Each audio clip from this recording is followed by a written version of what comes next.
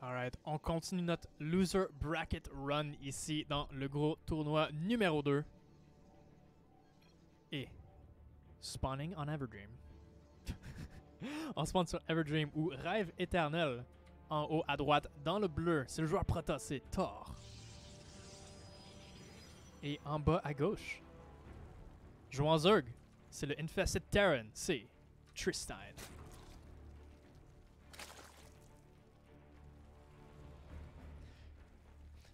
Toujours curieux de ces match-ups là parce que là on commence, justement on est dans la zone de Diamond 2 à peu près. Donc tout peut arriver. Comme on a vu la dernière game, tout peut arriver, oh my god. Surtout Diamond 1, Master 3, genre tout peut... Oh my god, insane game for sure. On va voir qu'est-ce que nos joueurs ici vont nous amener aujourd'hui. Thor et moi, je pense qu'on a pratiqué une coupe de TVP, je pense. Il est définitivement solide. Je pense qu'il y a à peu près 4.1 avec son Protoss en ce moment.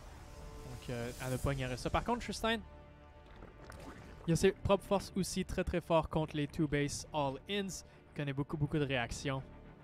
Oh, j'ai jamais remarqué ça en fait. C'est comme quand tu utilises le... Attends, what? Je sais pas si c'est le shadow de quoi, mais on dirait que c'est comme un loading screen. Genre, tu sais, genre ici. Là. Ah, whatever. Parce que je pensais qu'il était sur Simulant en termes de skins, mais non. Donc ça va être une ouverture assez standard pour les deux joueurs ici. Je suis curieux s'il va continuer à faire justement son plus one build. Oh, il check. Il est genre, quel fromage penses-tu me faire? La réponse est aucun fromage. Donc on est good. On est good jusqu'à là. Là, la tree finie. Il voit qu'effectivement il n'y a pas de pylon. Il n'y a rien de TY-esque qui se passe ici dans le coin. On est good. Game bien normal, jusqu'à présent. Et il va scouter le reste avec le Overlord. Il va voir effectivement qu'il y a une expansion. Toujours checker l'expansion avant de revenir à ton pod. Parce que ça se peut qu'on fait juste des unités en avant. Juste pour faire semblant qu'on expande, mais on expande pas pour le vrai. Le Zerglin qui va éclairer ici. Et immédiatement, le Twilight Council ici pour Thor. On dirait qu'on va probablement aller sur du Glaive Adept probablement. Je suis pas trop sûr comment Tristan va être capable de gérer ça. On va voir. Directement pour le Cryptomer, il s'en va pour la troisième base également. Très bien tamé. Il va essayer de rejoindre sa deuxième base à la troisième base pour être capable de justement défendre toutes les bases plus facilement. Parce que justement le creep, ça augmente le movement speed de toutes les unités sauf les drones bien sûr. Ça serait OP as fuck. Imagine. Mais ouais.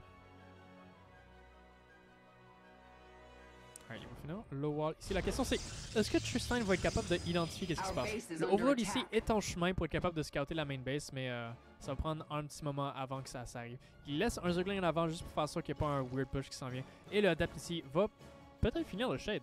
Il va-tu finir le shade? Non, il va pas finir le shade. Il respecte que Tristan peut s'en occuper.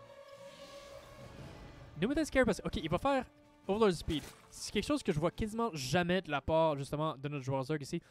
Mais il va le faire cette fois-ci parce qu'il veut absolument savoir qu'est-ce qui se passe. Et tu sais quoi, là on est déjà à 3 minutes 42. Le Roach Warren n'est pas encore parti, puis il faut absolument Roach Warren pour être capable de défendre ça. Il va voir ici avec le Overlord, il va scouter qu'il y a un Chrono Boost sur non seulement le Robo Bay, mais aussi contre avec le Twilight Council. Et il va partir son Roach Warren. Le truc c'est que tu veux un Roach Warren quasiment dans les deux cas, right? C'est très rare qu'on va aller directement sur du Ling Hydra, surtout dans cette méta en ce moment, donc juste un Roach Warren à temps, c'est très important.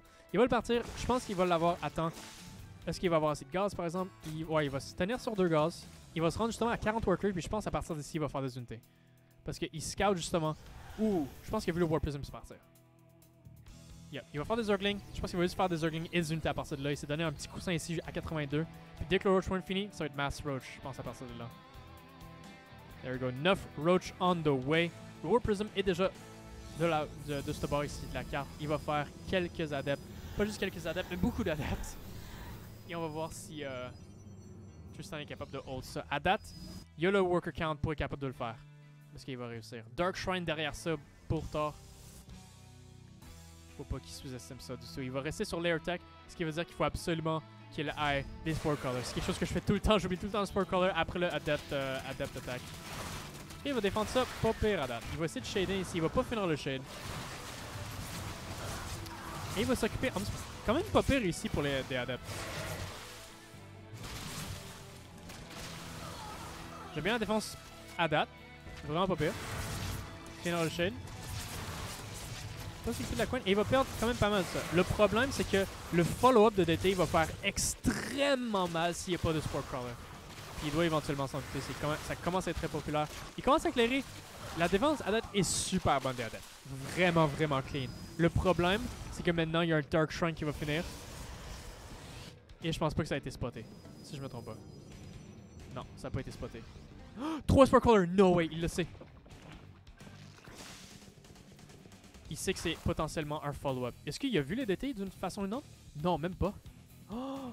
Tristan sort très confortable. Il a quand même perdu une couple de drones. Si on check le Unit Loss tab, il a perdu... Non, il a perdu 0 drone. Il a juste créé des bâtiments dans le fond, c'est pour ça. Il a créé plus de gaz, plus de hatchery, plus de tout. Ce qui l'a fait descendre à 44 drones. Je vais refaire tous ces drones à ce point-ci. L'Overlord ici va pas éclairer. Je pense pas. Il y a quand même Overlord Speed. Je pense qu'il va pouvoir s'enfuir assez facilement. Il va spotter qu'il n'y a toujours pas de troisième base pour Thor QC. Et Tristan qui joue une excellente game à date en termes de réaction. Et je vous rappelle justement que Tristan est Diamond 2, Thor est Diamond 1. Donc c'est très beau à voir quand les joueurs ils jouent. Ils sont under game for sure. Puis maintenant justement il va tout scouter. Free scout, Overlord scout, do it. Fais-le. Dis-le à ta mère de le faire, dis-le à ton chien de le faire. Overlord scout avec speed. Incroyable, tu peux pas arrêter ça.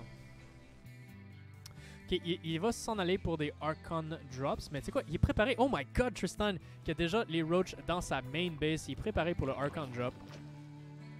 Puis je pense que justement c'est parce qu'il le voit ici avec l'Overlord. Ouais, il le voit avec l'Overlord.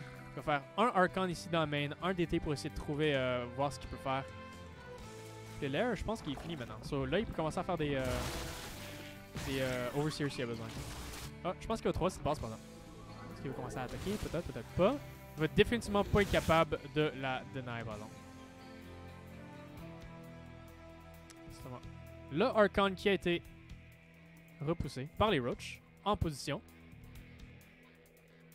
Et Tristan qui part sur le +1 mêlée et attaque en même temps justement du Roach Speed. Qui est capable probablement de faire une grosse attaque ici sur la 3e base. Il va peut-être perdre l'Overlord ici, mais c'est pas trop grave. Tristan qui joue super bien ici avec un bon petit coussin ici de 52 supply. Par contre, du côté de Thor, qu'est-ce qu'on voit ici? Ben, on voit +1 d'attaque. On voit aussi le Templar Archive déjà fini ici. Il est capable de se rendre à Storm à temps. Le Storm va être super fort pour tout défendre. Il commence déjà son wall ici. Donc, il va vraiment mettre toutes les chances de son côté pour être capable d'avoir une défense solide.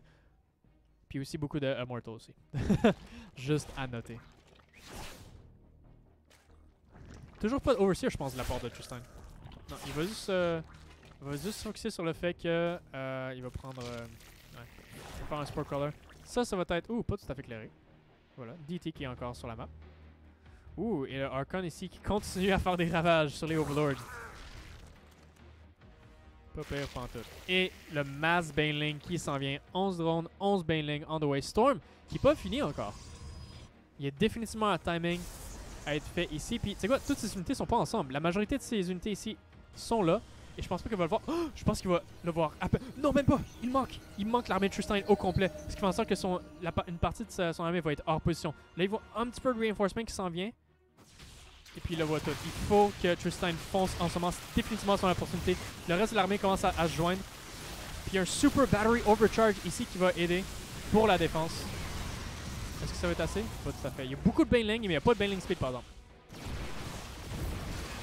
Oh, puis les Baneling, ça crash dans toutes les Stalkers.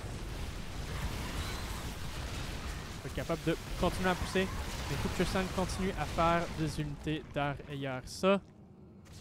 Ça va être grave. Il y a toujours le War Prism de l'autre dans la carte. On dirait qu'il va pas être capable de finir... Ouh, c'est qu'il s'enfuit avec 5 HP.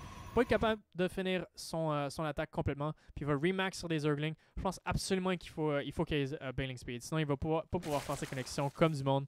Surtout quand les High Templars vont être en play. En fait, que même Storm est fini en ce moment. Donc, dans la prochaine attaque, c'est potentiellement que Storm va être là. Il va commencer à... Non, il va faire des Sentry. Puis il va pas faire de High Templar. Fait que il va décider de faire des sentries pour être capable de s'aider dans sa défense, justement. Parce qu'il s'attend à ce que Tristane fasse une autre grosse attaque. There you go. Baneling Speed on the way, plus 2 également. Quand ces deux attaques-là vont être en combinaison, ça va absolument juste anéantir l'armée de l'adversaire si justement il est au milieu de la map. Là, il va essayer de faire 2 attaques en même temps, un petit Baneling counter-attack ici dans la naturelle. Sans Baneling Speed, ça va être un petit peu rough, mais... There you go. Un Immortal pour essayer de bloquer tout ça. Et puis il va prendre des probes, mais je pense que ça va être assez. There you go. Quelques probes de plus de tuer. En plus de probes de tuer, 11, 14, 15, et ça continue de monter. Il va essayer de faire une autre attaque en même temps. L'armée ici qui est un petit peu hors de position, il n'y a pas de Shield Barrier pour les aider. Puis il va essayer de faire une attaque ici à la 3e base. Il va se trouver que l'armée était en fait derrière lui. Qu'est-ce qu'il va faire? Il décide d'utiliser ses Banelings beaucoup sur le Mortal. C'est un gros gâchis de Baneling malheureusement en fait. Très mauvais trade de la part de Tristane. Il va devoir justement s'enfuir du côté nord de la carte. Il savait pas trop été où l'armée. Est-ce qu'il a spoté la 4e base? Ouais, je pense que oui. Malheureusement, il a foncé toutes ses Banelings dans le Mortal. Le Mortal peut soaker presque une quinzaine de Banelings, je pense. Faut faire vraiment attention pour les blow-up là-dessus. Mais il a tué beaucoup de workers, puis maintenant, on est 66 workers à 42. Le problème maintenant, c'est que justement, l'armée de Thor commence à faire vraiment peur. Il y a beaucoup de Mortal, beaucoup de Archon. Il n'y a pas de Storm par exemple. Il continue à faire des Sentry. Je pense pas que c'est la façon de gagner ce game. Surtout maintenant que Baneling Speed est fini, puis il va peut-être sûrement avoir plus 2. Par contre, il faut qu'il continue à faire des Baneling. Il va essayer de faire 2 attaques en même temps, encore une fois, pour split l'attention de Thor. Une grosse attaque ici vers le sud et à la 4e base en même temps. Non, juste vers le sud. À la 3e base, il va peut-être essayer d'envoyer son armée là pour défendre. La face que pendant qu'il envoie pour défendre, en fait, il va rencontrer l'autre partie de l'armée à Tristane qui s'est un petit peu lock-in.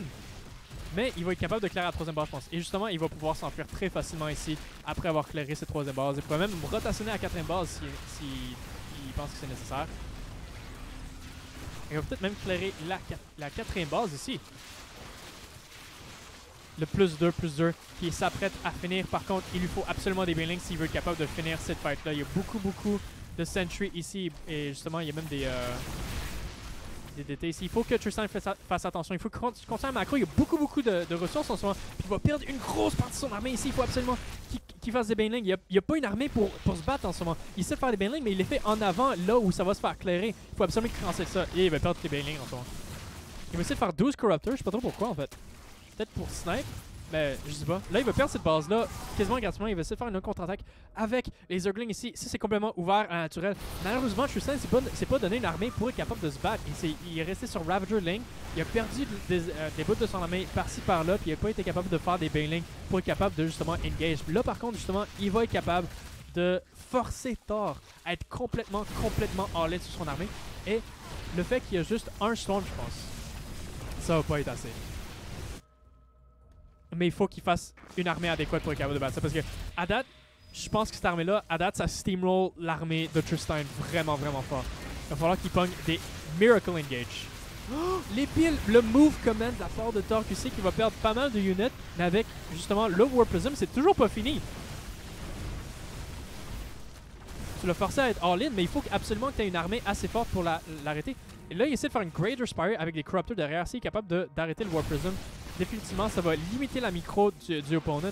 Mais là, il n'y a juste plus de base du tout pour Thor QC. Mais est-ce qu'il va être capable d'arrêter le push? Je sais pas encore. Il continue là, il fait 11 Ravager. Ok. Il continue à perdre des bases. Là, on est one base contre one base. Il va être capable de tuer le War Prism. Plus de War Prism Micro, mais encore plus, c'est qu'il n'y a plus de High Ground Vision maintenant. Un petit force field pour essayer d'arrêter tout ça. Mais je pense qu'il y a trop d'unités. Et Thor QC va devoir s'incliner contre Tristane ici dans le Loser Finals. Et c'est GG Escort. Et Tristane monte à la prochaine game dans le Loser Bracket.